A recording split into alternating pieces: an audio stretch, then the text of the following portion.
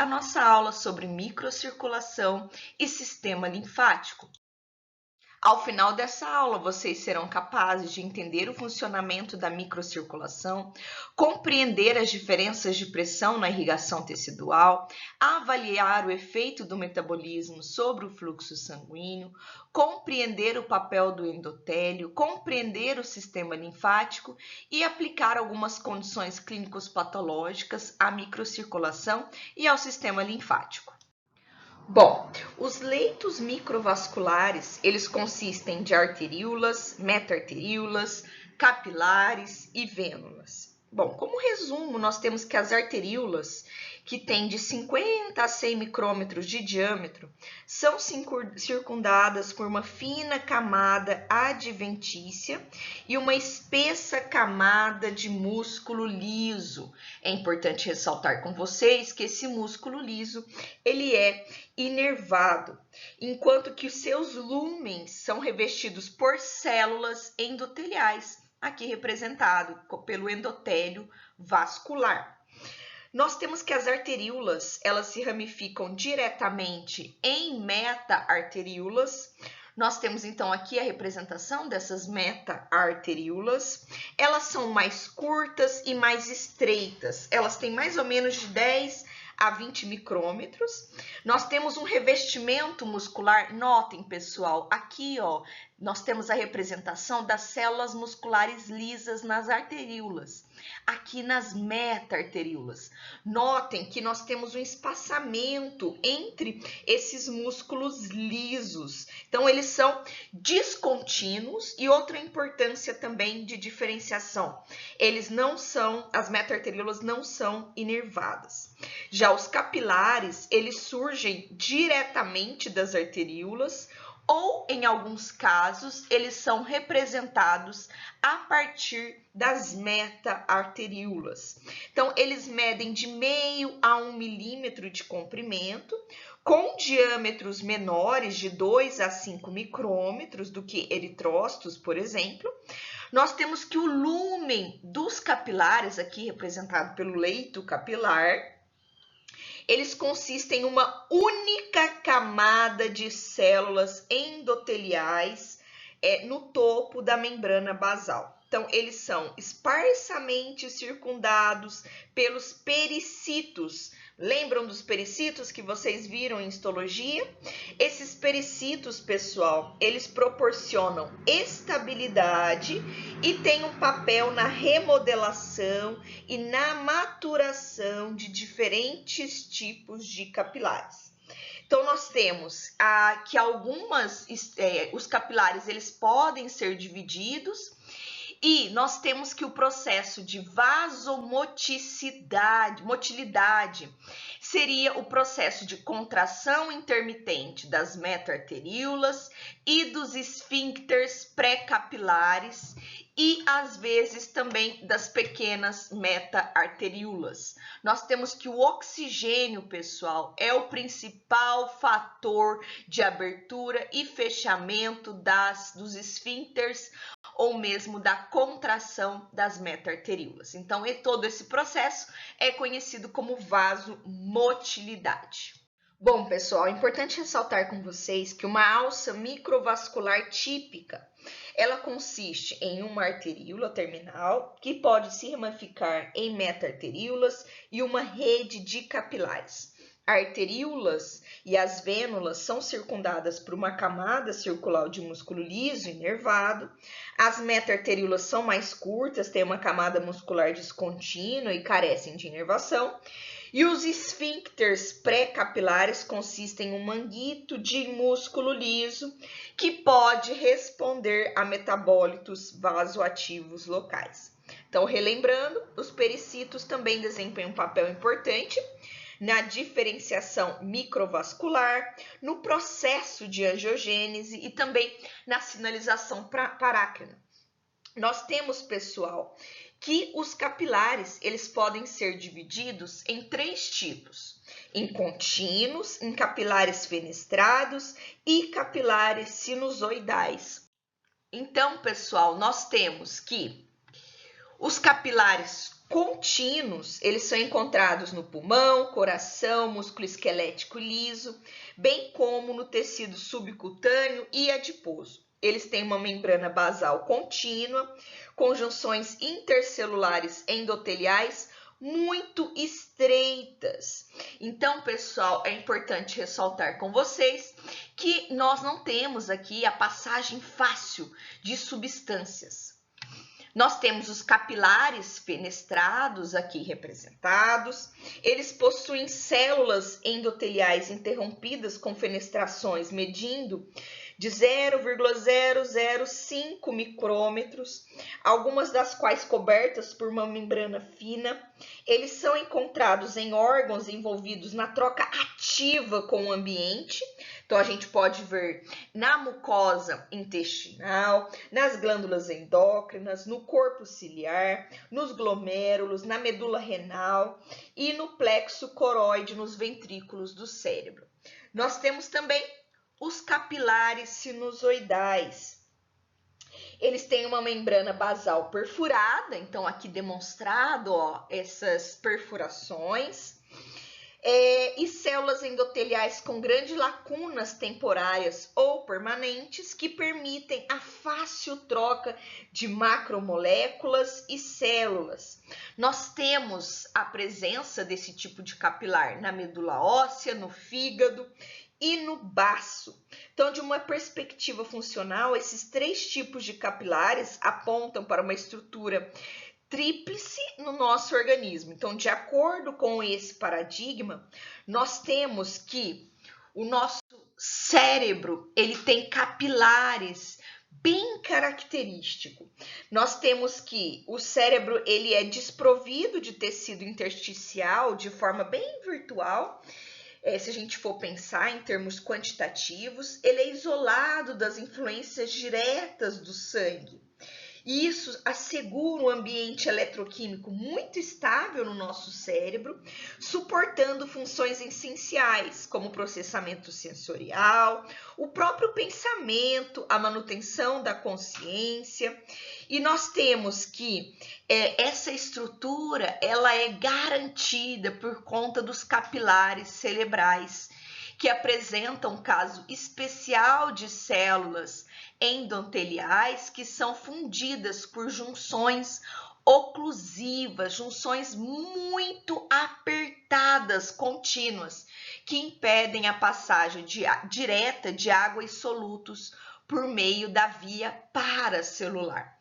Então, nós temos que uma membrana basal espessa e um denso empacotamento de processos dos astrócitos ocorre uma parede muito eficaz, ou seja, uma barreira conhecida como barreira hematoencefálica, que protegem as células cerebrais. Notem aqui, pessoal, esses capilares sendo envoltos pelos astrócitos. Nós temos diversos capilares teciduais, cujo funcionamento é a média de todos os capilares individuais. Então, nós temos uma intensidade média de fluxo sanguíneo em cada leito capilar tecidual, sendo a pressão capilar média nos capilares e a transferência média de substâncias entre o sangue dos capilares e o líquido intersticial que circundam esses capilares. Nós temos que, à medida que o sangue flui ao longo do lume capilar, nós temos que uma enorme quantidade de moléculas de água e de partículas dissolvida se difundem para dentro, aqui mostrando, e também para fora no interstício, provocando uma mistura contínua entre o líquido intersticial e o plasma presente aqui no capilar. Nós temos que a principal troca se dá pela difusão, sendo que a difusão ela resulta da movimentação térmica das moléculas de água e das substâncias dissolvidas no líquido. As diferenças de moléculas e os íons se movem inicialmente em uma direção e a seguir em outra direção, deslocando-se sempre de forma aleatória. Então, para quem esqueceu esses princípios, dá uma voltinha em biofísica, tá? Nós temos que o meio mais importante de transferência, então, de substâncias é pelo processo de difusão. Nessa figura, nós podemos observar esse processo.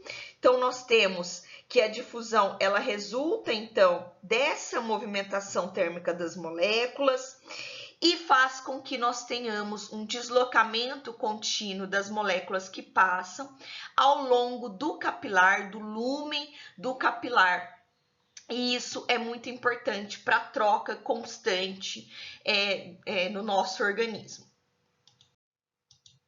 Então, nós temos alguns princípios importantes que valem a pena a gente recordar. Nós temos que substâncias lipossolúveis, elas podem se difundir diretamente através das membranas celulares do endotélio capilar. Então, lembrem, pessoal, que a membrana plasmática ela é constituída de fosfolipídios, o que favorecem a passagem de substâncias lipossolúveis. Entre eles, pessoal, a gente pode citar o oxigênio e o dióxido de carbono. Então, por serem lipossolúveis, nós temos a passagem muito fácil de ambos gases. Nós temos substâncias hidrossolúveis, elas se difundem através de poros entre as células na membrana capilar. Então, nós temos como exemplo moléculas de água, os íons sódio, íons cloreto e mesmo a glicose. Nós temos que o efeito do tamanho molecular sobre a passagem através dos poros. Nós temos que a largura das fendas intercelulares capilares de 6 a 7 nanômetros, nós temos que é cerca de 20 vezes maior que o diâmetro da molécula de água. Nós temos que moléculas muito grandes dificultam a sua passagem por meio desses poros. Então, nós temos aqui a permeabilidade relativa dos poros capilares, por exemplo, no músculo esquelético, de acordo com diferentes tamanhos. Por exemplo, a água tem peso molecular 18, a permeabilidade é 1. NaCl, o peso molecular 58,5, a permeabilidade 0,96. Ureia 60, 0,8. E por fim, pessoal, nós temos a hemoglobina, que é 0,01, a mioglobina 0,03 e a albumina 0,001. Pessoal, se vocês lembrarem alguns conceitos importantes de biofísica, vocês vão saber que é de suma relevância que essas estruturas, que essas substâncias, elas estejam presentes dentro do capilar para exercerem a pressão coleidosmótica. Lembrando que a albumina ela é importante por conta de manter a pressão coleidosmótica dentro do capilar, e alterações clínicas com redução da albumina podem contribuir para que não haja um equilíbrio das forças ali que executam o processo, né, de filtração, absorção a nível microvascular, que a gente vai ver daqui a pouquinho. Então, nós temos que a variação dependente do tipo de tecido. Então, essas permeabilidades podem variar de acordo com as características dos capilares presentes em cada tecido que a gente viu anteriormente. Então, nós temos outro princípio, que é a intensidade efetiva de difusão de uma substância através de qualquer membrana é proporcional à sua diferença de concentração entre os dois lados da membrana. Lembram que o processo, pessoal, de difusão vai sempre do maior gradiente para o menor gradiente? Então, quanto maior essa diferença, maior a facilidade de desenvolver o processo de difusão. Eu estou falando com vocês a todo momento, né, dessa troca entre o vaso sanguíneo, os capilares principalmente, e o líquido intersticial, mas eu não ressaltei com vocês o que seria, né, esse líquido intersticial. Nós temos no nosso organismo o líquido extracelular e o líquido intracelular, que está dentro das células.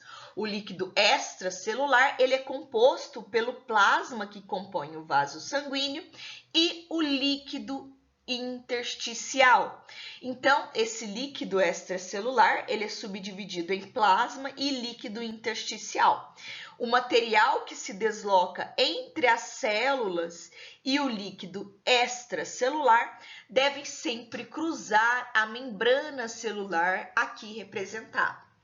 É importante ressaltar com vocês que 1/6 do volume corporal total consiste em espaços entre as células presentes no interstício, no líquido intersticial. Ele é o líquido que compõe esses espaços entre as células e possuem praticamente os mesmos constituintes do plasma, exceto que nós temos concentrações muito menores de proteínas devido ao tamanho delas e a dificuldade na passagem do capilar para o líquido intersticial. O líquido intersticial, ele é derivado então da filtração e da difusão pelos capilares. Aqui nessa figura nós temos a representação do interstício. Então, ele é um espaço que contém 2 tipos principais de estruturas sólidas. Nós temos os feixes de fibra de colágeno, que se estendem por longas distâncias, são extremamente fortes e fornecem a grande parte da força tensional dos tecidos, e nós temos os filamentos de proteoglicanos, que juntamente com os líquidos que passam por meio dessas estruturas formam o gel tecidual. Esses filamentos de proteoglicanos são moléculas espiraladas ou retorcidas, extremamente finas, compostas por ácido hialurônico e proteínas. Essas moléculas são delgadas e elas não podem ser vistas em microscópio óptico e são difíceis de serem demonstradas. Então, a gente tem, pessoal, que a grande quantidade de filamentos de proteoglicano no nosso interstício faz com que qualquer tipo de líquido tenha dificuldade de fluir por meio desse gel tecidual. Ao contrário, ele essencialmente se difunde através do gel, ou seja, ele se move. Todo líquido ele se move molécula a molécula de um lugar para outro por meio de movimentações térmicas, ao invés de haver um grande número de moléculas se movendo em conjunto.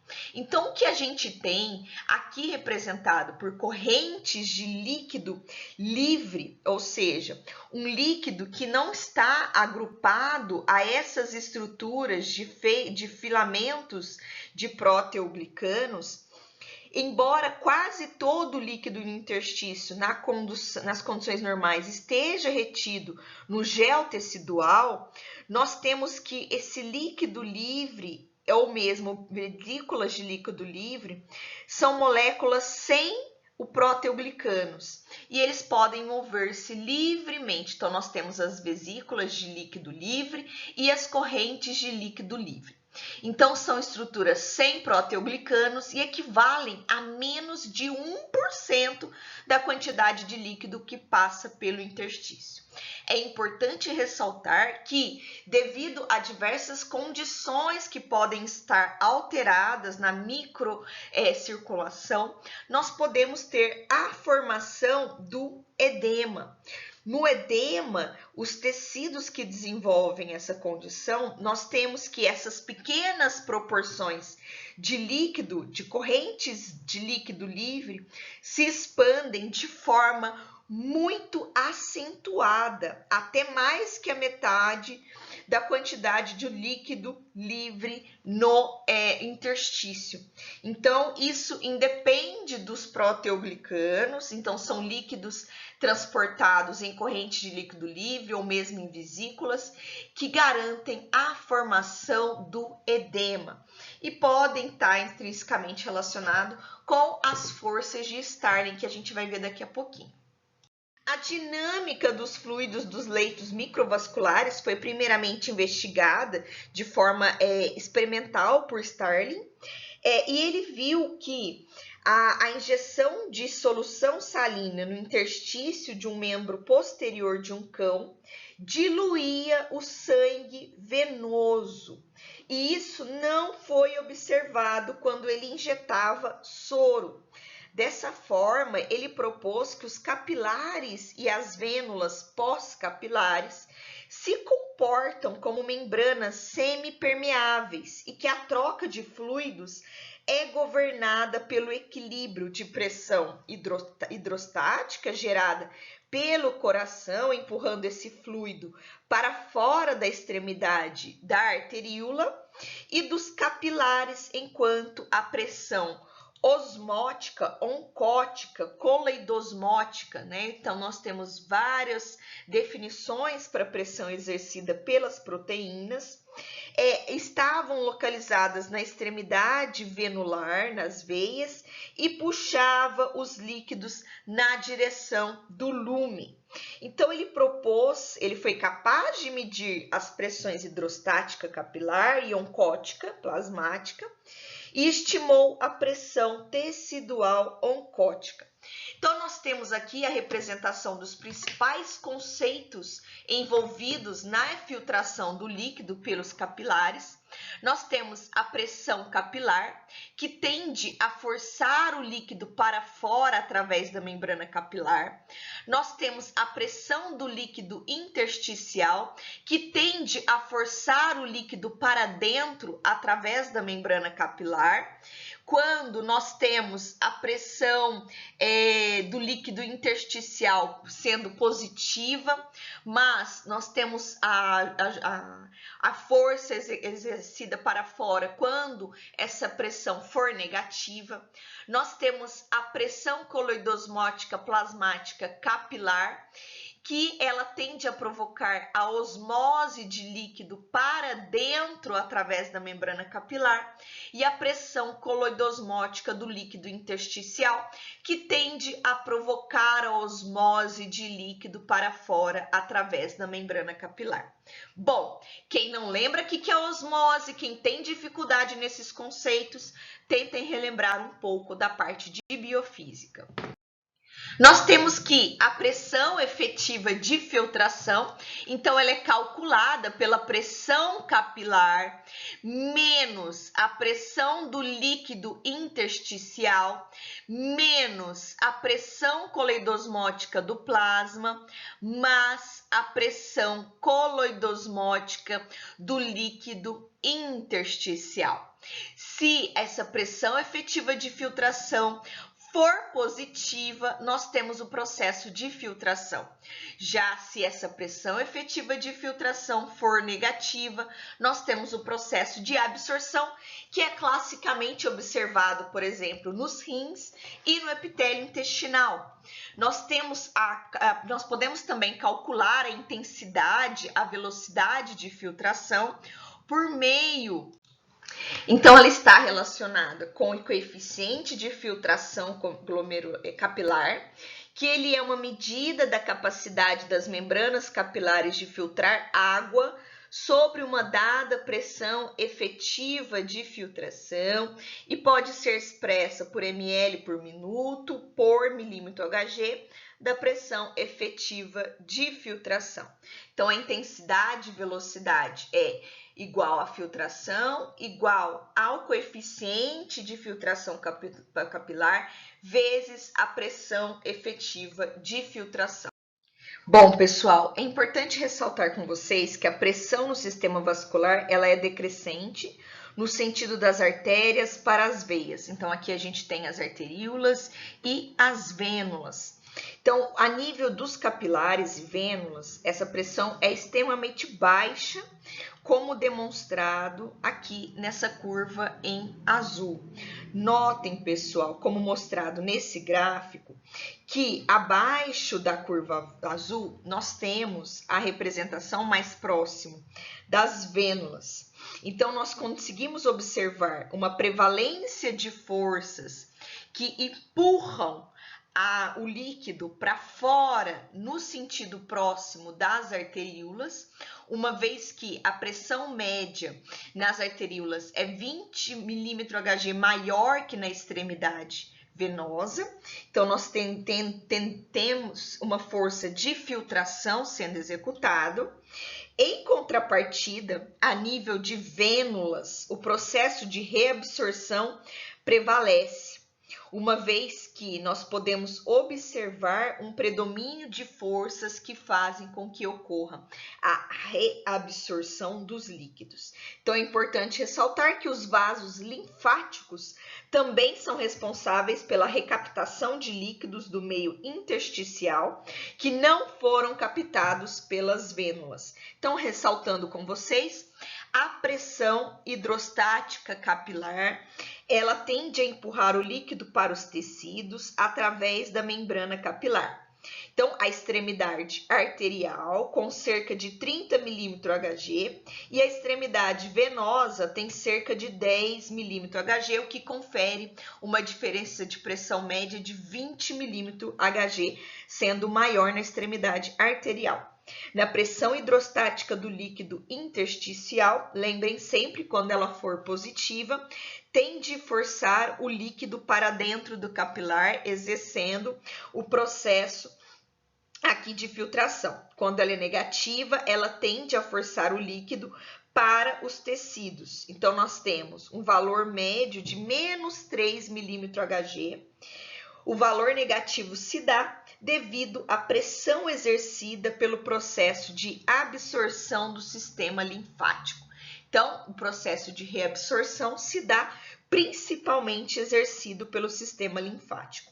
Nós temos a pressão coloidosmótica plasmática capilar, tende a provocar a osmose de líquido para o capilar através da membrana capilar, tendo um valor médio mais ou menos de 28 milímetros Hg, e a pressão coloidosmótica intersticial do líquido, o líquido tende a provocar a osmose de líquido para os tecidos através da membrana capilar, sendo um valor médio de 8 milímetros Hg.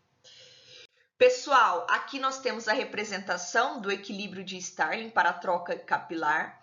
Nós temos sim um estado muito próximo do equilíbrio, mas nós temos a ocorrência de um ligeiro desequilíbrio que é importante, uma vez que ele é existente e é responsável pelo líquido que finalmente pode retornar para a circulação pelos vasos linfáticos. Então, aqui nós temos representado a média das forças que tende a mover o líquido para fora.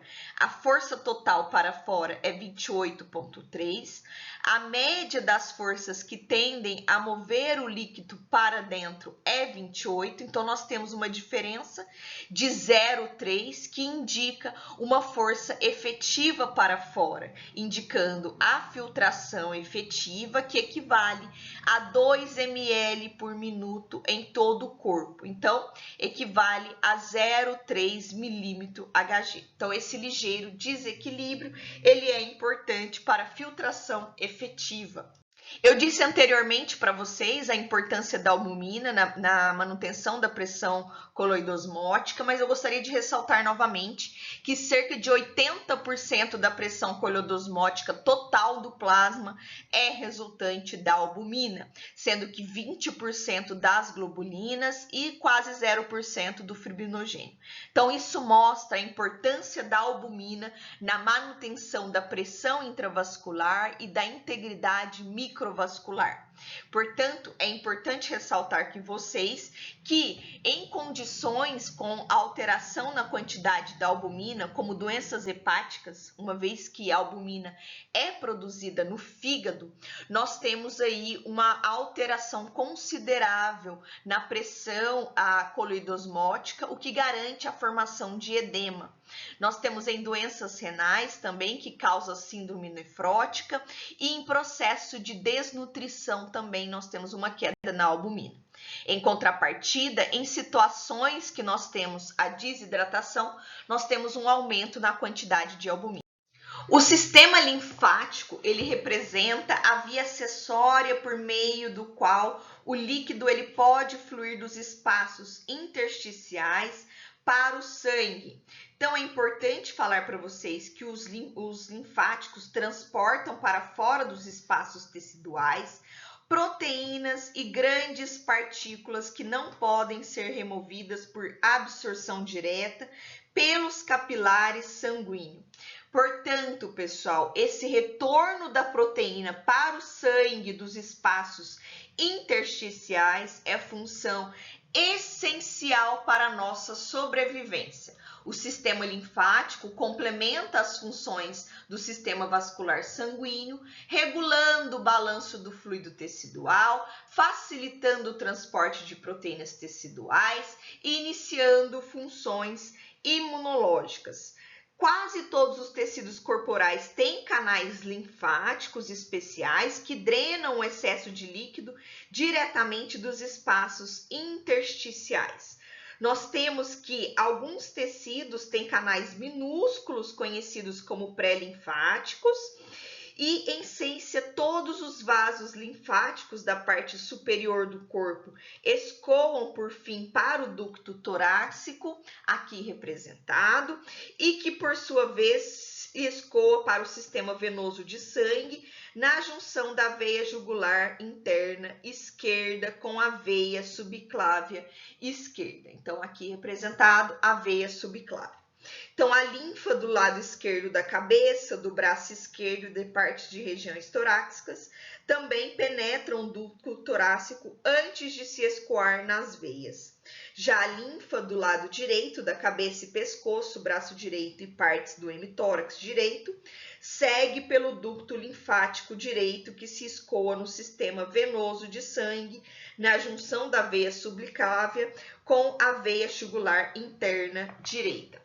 Então, pessoal, a importância dos vasos linfáticos, do sistema linfático, complementam as funções exercidas pelo sistema vascular.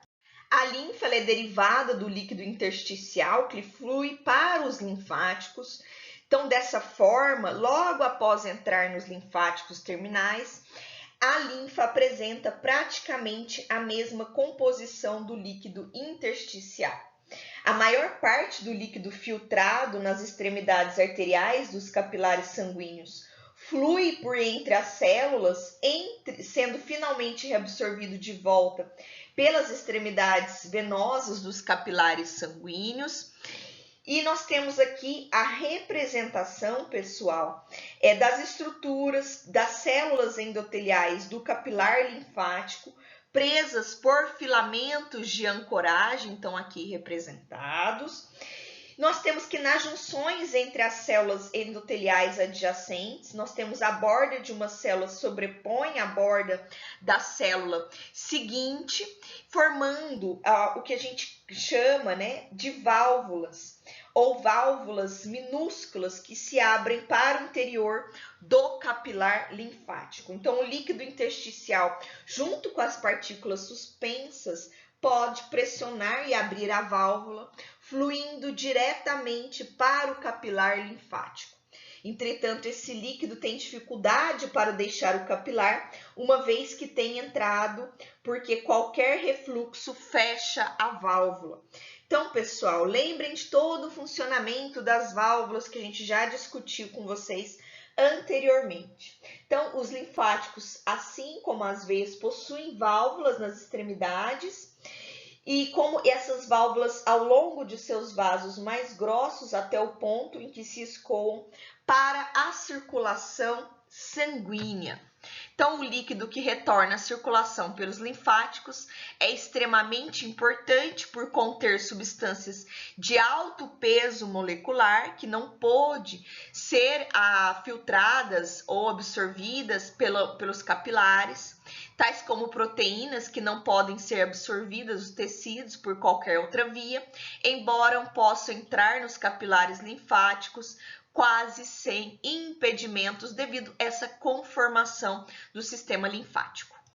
É importante ressaltar com vocês que todos os canais linfáticos possuem válvulas. Essas válvulas, elas podem ser mostradas aqui, representados, sendo que nos linfáticos coletores, eles drenam os linfáticos capilares, aqui mostrados capilares linfáticos e o linfático coletor, que drenam os linfáticos capilares.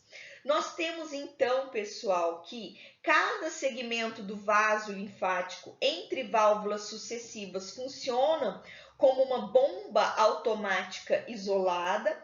Mesmo um pequeno enchimento de um segmento provoca sua contração, e isso facilita com que o líquido ele seja bombeado pela válvula para o segmento linfático seguinte. Isso enche o segmento subsequente e após alguns segundos este também se contrai, fazendo com que haja bombeamento de todo o conteúdo linfático.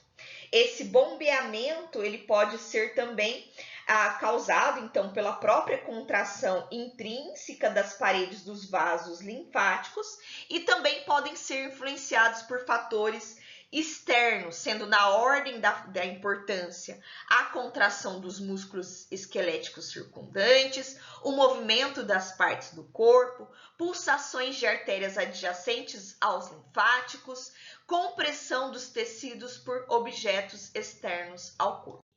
Então, digno de notas por vocês, pessoal, as funções do sistema linfático são o transporte de substâncias para o sangue, como, por exemplo, água, proteínas, provenientes também do intestino delgado, por meio do processo de digestão. Nós temos também uma importância do sistema linfático na digestão dos lipídios, a defesa do organismo. A linfa contém linfócitos, tipo de glóbulos brancos e anticorpos, o sistema de drenagem que transporta bactérias e células danificadas para os gânglios linfáticos para serem destruídas. Desempenha também papel central no controle da concentração de proteínas por meio da absorção das mesmas, do volume e da pressão do líquido intersticial.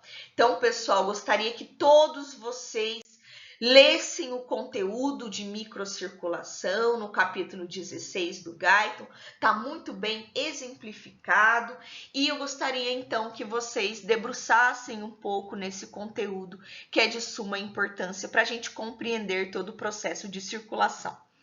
Muito obrigada a todos e até a nossa próxima aula.